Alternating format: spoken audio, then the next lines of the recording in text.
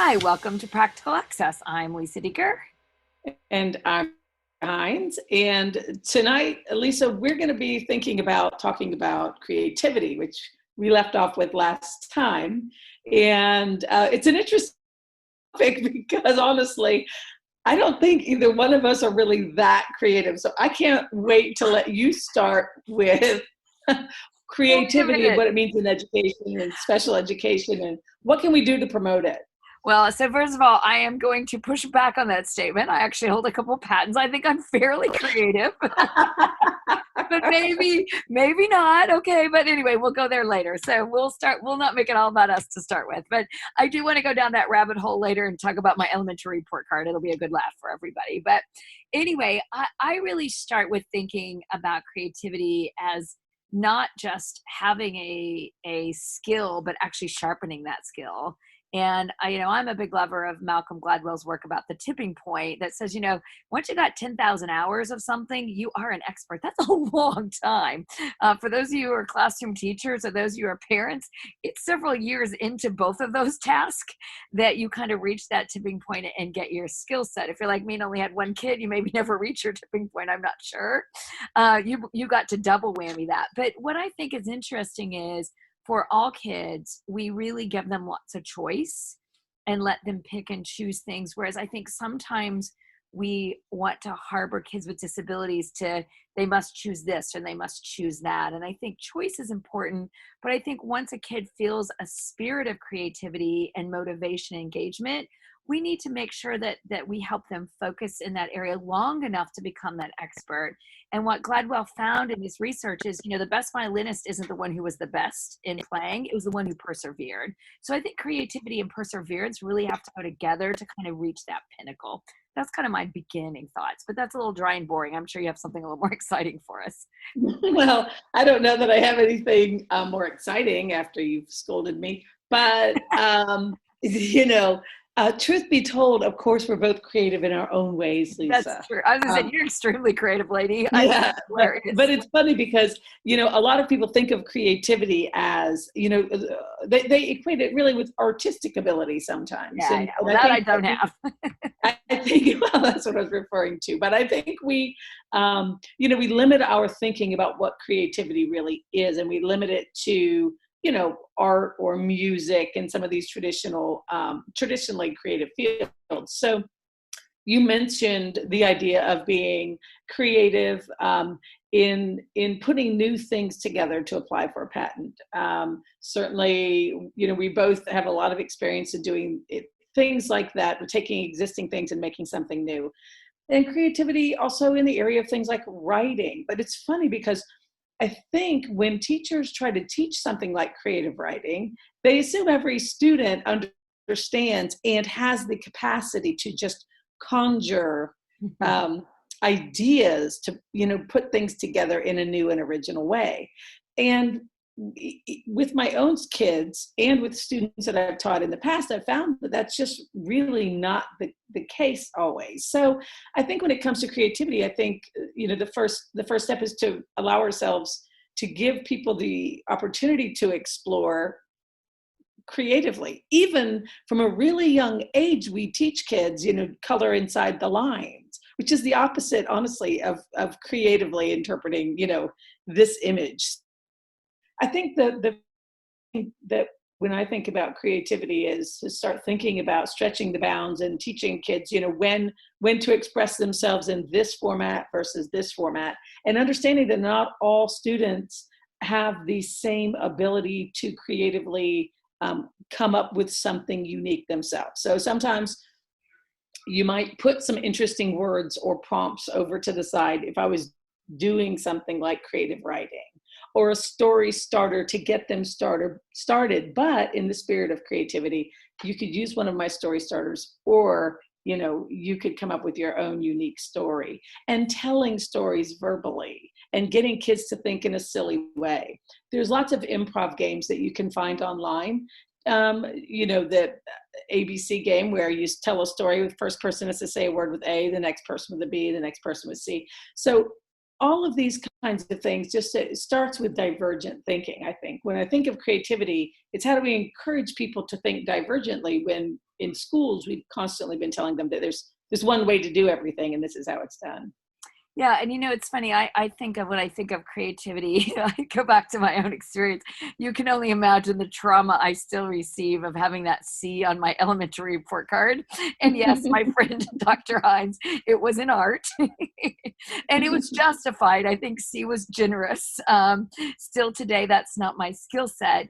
Yet I highly value art, and I think that's the fine line of valuing creative skills in other people, as well as finding your own niche of creativity, whatever that might be. And maybe it is putting things together. Again, I know the work you just did with UCP Live and launching that and this immediate move to online. I'd love to hear you talk about, kind of how you created that. I mean, you're famous for creating kind of this tornado of thoughts very quickly and rapidly and quick prototype.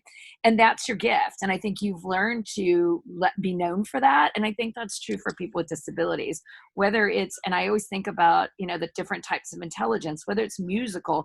I think the one we miss the most for a lot of kids who are naturalists, the kids who like animals. One of my students was in love with cockroaches. That's a skill set, because personally, I didn't see a lot of value in cockroaches. But again, that student saw value in a bug, in dirt, in planting. And I think as parents and as teachers, we need to make sure that what we love isn't what we expect students to love. And we do know that creating your own thinking or creativity is the job skill of the future. So nurturing that ability to think outside the box is really important. And maybe letter grades, that's why I brought up the C, aren't the best way to say that, because I probably had some skills in something, I'm not sure what, in the art world. But I do think that it made me quickly say, I'm not an artist. And I do believe a mindset goes with that. If I believe I'm something, then probably I can go into a direction that maybe I'm not the best singer, but if I sing with great confidence on stage, people will listen. I may not be the funniest person, but if I stand on stage with confidence. So I think it's both that mindset, thinking about the different intelligence, and really building that creative thinking that really takes everyone to the next level in all jobs. But I think we often diminish that in kids with disabilities. I think that we diminish that with kids of all abilities, really, today in schools. I don't know why. And of course, it's not all of us, and it's not every class, and it's not every teacher. I do think that we've come to think of things that have a creative bent as, being those extra things, or, we don't have time to do something fun, et cetera. We don't value as much as we could sometimes the importance of that type of thought, that type of divergent and creative thought. I was looking at an article, I was reading an article in Psychology Today, and they referenced something from the Journal of Autism and Developmental Disorders about autism and creativity. And they found a strong link between creativity and autism. But apparently what they found was that people with autism didn't actually, when presented with something like a paperclip, and asked to think of how many ways they could use that paperclip, well, they didn't actually come up with as many ways as the typical person did. But the things that they came up with were far more unusual. Mm-hmm. And sometimes it is that unusual thought that gets us to the next level. So if we think about that, even as, again, parents, teachers, anyone who's trying to promote some creative thought, it really does sometimes start with picking up something and say, let's see how many ways we could think of to use this one thing. And even that really is creative thought. Yeah, and I know, going back to what we've talked about in past podcasts, but it's kind of you and I's go-to is choice boards and project-based learning. I mean, there's no way you can't create your own thinking when you open up the options and say, you know what, here's 9 choices. And again, I would be thinking about which one of those are you the weakest in. As a parent, I had to think about art and music, not because I don't value them. I just don't have, that's not my strengths. And so how do I make sure I'm not diminishing that in my children, in my students, in my community opportunities for field trips? And so consciously being aware of maybe your weaknesses, being sure you're giving kids choice and opportunity in those areas, I think are important. And again, I think creativity and expression go together. We need to make sure kids have a voice to express whatever it might be. And in some cases, we may not always appreciate their expressions. But I think that's part of being, especially the teenager. We happen to be at the beach this weekend, and there's been a lot of expression of things I'm a little confused by. But I look at it and think, but you know what? That has meaning to that person. And they should be able to create their own world. And especially in this time, that's a little more turmoil than we might normally see. So I do think creativity and expressing who you are should really kind of go together. You know, you mentioned that idea of choice, and we always talk about choice. And I think, you know, if we wanted to frame that in some really traditional, now traditional thinking in education, I would really bring that back to the whole universal design for learning piece of, you know, what we're doing in our classroom. Because the other side of creativity for me personally is when, you know, that I really actually don't like is when my children, my own personal children, are given an assignment and then they do their best on it, but they're not good artists. And then they get points off for their creativity or their drawing and I'm like, why couldn't you give my kid another option? If you tell him to draw a poster, which incidentally, I don't know why high school teachers would ever ask my, you know, young adult children as their only option to draw something on a poster, but to continually get points off because what they drew wasn't good enough or creative enough. So I think that sometimes in an effort to give kids a chance to be creative, we sometimes don't take the UDL approach and give them also an alternative if that's not their natural, you know, bent, especially by the secondary level. Just like you, I got to see in ceramics in high school. It brought my GPA down. I couldn't help it. I tried. I don't know how I was supposed to learn to be better at ceramics.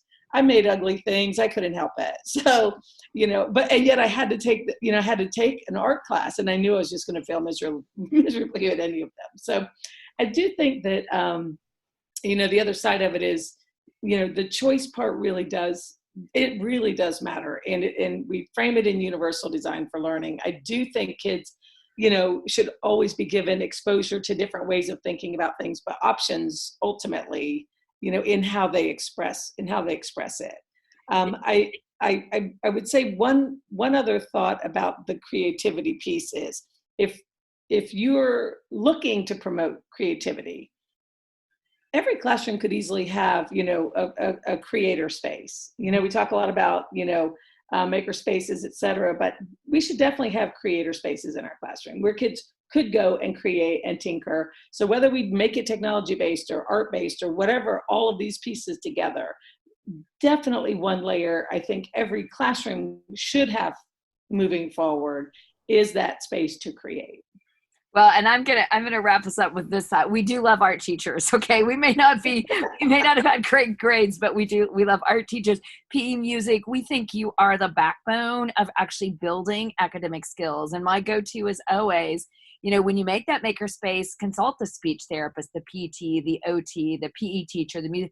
What could be in my space in your discipline so that it isn't a makerspace of me as a math teacher, a science teacher, a reading teacher, and art, because we know what we know. And I think it's when these disciplines come together, we can be more creative in what kids do. So we're excited you could join us for this session on practical access. And again, I have to say it one more time. We love you, art teachers. And we look forward to you posting on Twitter any questions you have at Access Practical.